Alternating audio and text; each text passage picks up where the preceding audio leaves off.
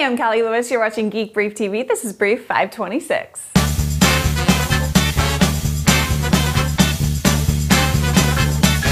In order for someone to out-Google Google, they're going to either have to deliver better search results or a very different search experience. So far, the search experience has been based largely on words and phrases. Algorithms created by all the different search engine companies attempt to filter out the nonsense in order to give us the best results they can. That often works just fine.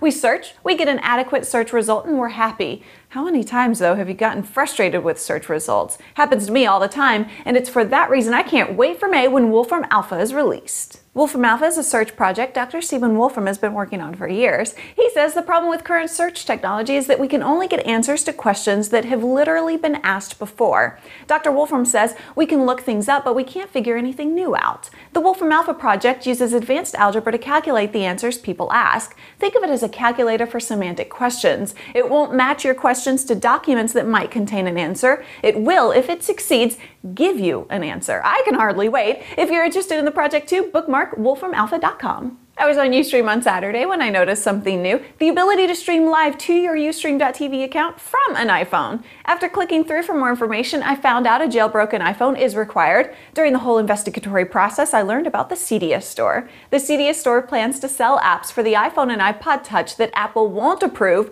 with the same revenue split with developers that the App Store provides. The store's founder, Jay Freeman, says his end goal is to give iPhone users a choice. One of my favorite products in the world is the iTV Hybrid from Elgato. It turns a Mac into a personal video recorder and a TV. I'll be talking more about it in an upcoming episode, but this particular brief is about research, stuff that's in the works. While iTV is an external antenna system that connects via USB, Intel researchers have been working on a balanced antenna that can be installed inside a notebook, so we'll eventually be able to watch TV on our notebooks whenever there's a good digital signal. Intel is also working on a project called multi-client display linking. We've seen a hint of what this is all about on an earlier brief, but we're a little closer to seeing it in action. Imagine you're meeting with 5 other people at a coffee shop to talk about a project. Multi-client display linking will make it possible for the 6 of you to lay your mobile phones on the table to create one large display that takes advantage of all 6 of the smaller displays. One more. A guy, I think his name is Mitch Becks because his blog is called Mitch Becks Online. Anyway, he loves his Windows Media Center and had an idea to build the world's largest media center remote control.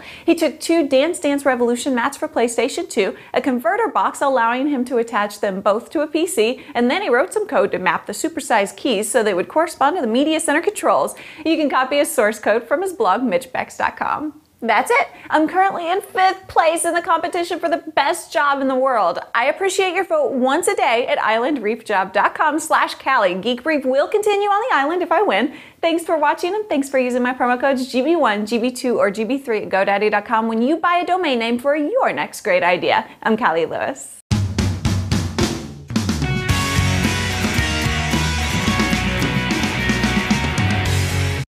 Ow, I just looked into the light. I'm not a moth. Don't call me a moth. Dave Gurley. Stop.